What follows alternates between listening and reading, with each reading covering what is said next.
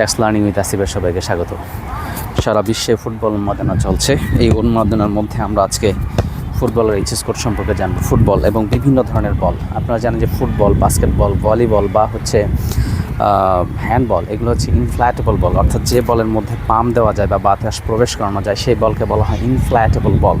এই ধরনের বলগুলো সাধারণত 95-0-6-62-00-তে ক্লাসিফাই হয়, কিন্তু যে বলগুলোতে পাম্প দেওয়া যায় না, যেমন এটা হচ্ছে একটা ক্রিকেট বল, এটাতে পাম্প দেওয়া যায় না, এই বলটা হচ্ছে 95-06-69-00-তে এটা ক্লাসিফাই হবে। বা যদি টেনিস বল হয়, লন টেনিস বল, তাহলে হচ্ছে 95-06-61-00-তে। আবার যদি সেটা গলফ বল হয়, তাহলে সেটা 95-06-32-00-তে এটা ক্লাসিফাই হবে।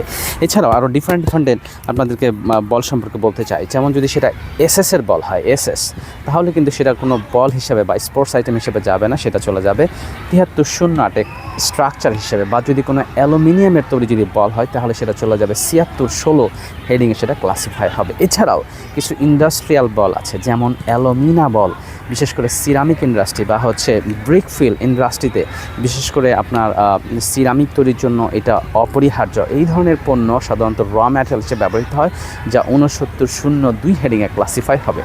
Happy learning.